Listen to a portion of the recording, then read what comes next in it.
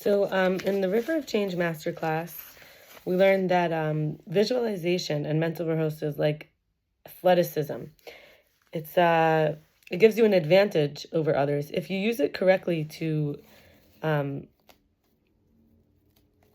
basically, if you use it to create problems, you can use it to solve problems. And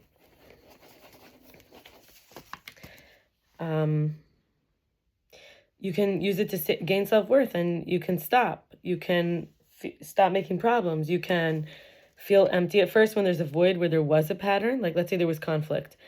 And you can retrain the brain to interpret it as a calm space for creativity. You shift. And you figure out which doors you always leave open and which doors you always leave closed, and which influences, teachers, connections matter to you. Awareness is really the first step to taking the wasted energy and diverting it to what we want it to be used for. The only way there isn't perfect peace is because we doubt that maybe there is something else that's better or someone else better. And the only way there's lack, impoverishment, or suffering is because we rationalize that and justify and explain why there should be. Malchus, there's an empty space. Okay, well, we should fill it with Hashem's good. That's like sovereignty, dignity, royalty.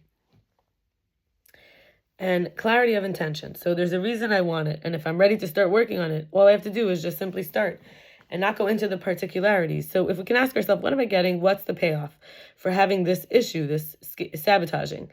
And then till what I'm missing out outweighs that which I'm gaining from having the problem. So, for example, what am I gaining from like a connection with somebody? And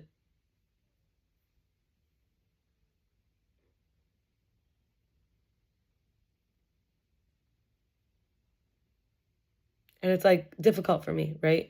So what's the payoff, right? So you ask yourself that.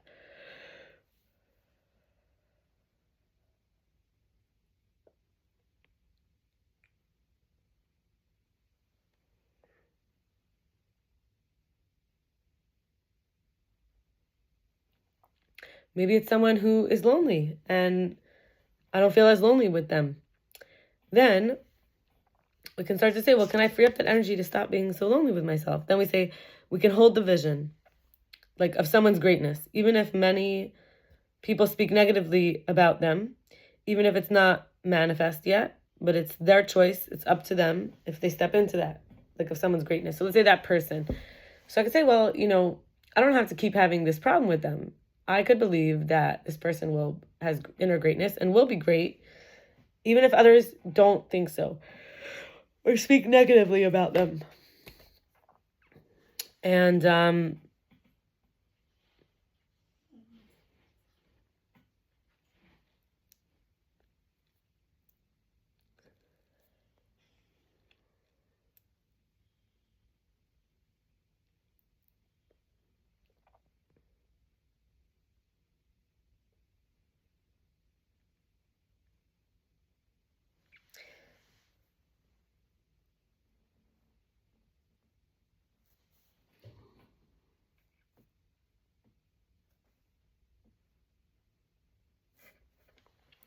so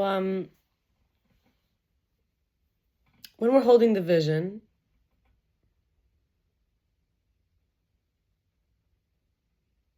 like, we just went in deep. We're like holding the vision of someone's greatness, right? For example,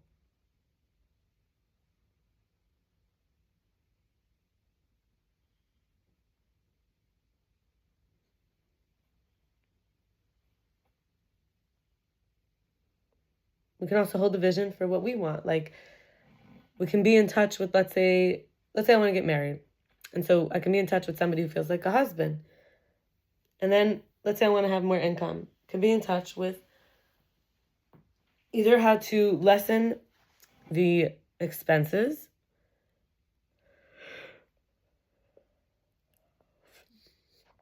in order to have more money in the bank, right? Like, if I spend less, or I can see how to earn more. Anyway, so I want to continue. We have in Tehillim, chapter 91, verse 10 and 11, no evil shall befall you, nor shall any plague come near your tent. For he will command his angels on your behalf to guard you in all your ways. And I love that. In Vayikra, which is Bamidbar, chapter 26, It says, and I think this is how we learn how to be in relationship with the God in everyone else. Like Hashem, God is in everyone. And so when we're contrarian to Hashem, rebellious, stubborn, disagreeable, disobedient to Hashem, there's a couple punishments that I thought were like, whoa. So verse 29, you'll eat the flesh of your sons and you'll eat the flesh of your daughters. It's hard to even imagine what that means. To consume your own children. Like, I feel like it's when people cause their kids to self-erase and to hurt themselves. And number 30, you'll become lost among the nations. The land of your enemies will consume you.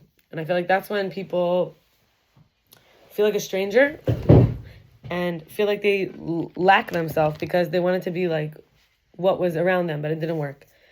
On Instagram, there's an account, Catalyst for Self-Care, and the benefits of setting boundaries: improved emotional health, improved relationships, improved self-care capabilities, clear expectations for others, decreased stress, respect from others and self-respect, promotes autonomy, and wards off burnout. And I feel like this is amazing because the theme here is like to hold the vision.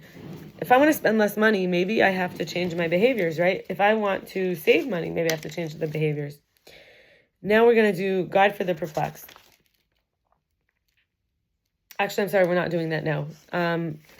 We will be doing Chassidus from Rabbi Kamen, and we'll be doing what I mentioned next time. So we find the beauty, not the kind that is death or never enough. We breathe the Torah. That's how we make time for the Torah. Even beyond comprehension and consciousness, we absorb it. You'll hear background noise because there's a dog named Bono who's trying to clean his area. He's cleaning it very diligently with both hands, paws, and his nails.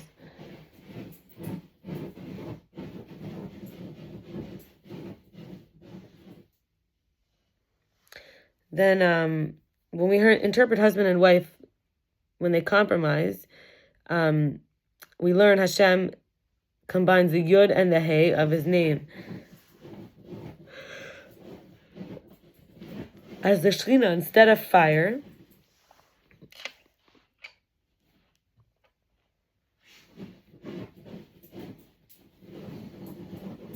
And dwells with them, and not in discord. Shalom, which means peace, is the union of opposites. Yesh and ayin, something and nothing. Chachma is like ayin, which is like nothing, and bina is like a yesh, a something. So the woman is like a something, and the nothing is like the man. Because Hashem, made him out of clay, and he made her from him. And this idea of the inter-influence, making space, using differences to make harmony. When we breathe, like we said, Torah, we're actually breathing our neshama, our soul, consciously. When we let the heart be the root of understanding. Enough, no? It's clean enough. You could stop. It's enough. And when we have a paradox, we can use that as like a way to find God, where to find God. In the Zohar, Rabbi Akiva told his pupils about them. When you reach the stones of pure marble, don't say water, water, lest you endanger your souls, for it isn't water as is usually understood, but flowing light. This is why it was likened to flowing water, and this light is never interrupted, cut off, or divided. And we'll stop here today with that. And I wish you all the best. Chodesh Tov. Be well. Bye.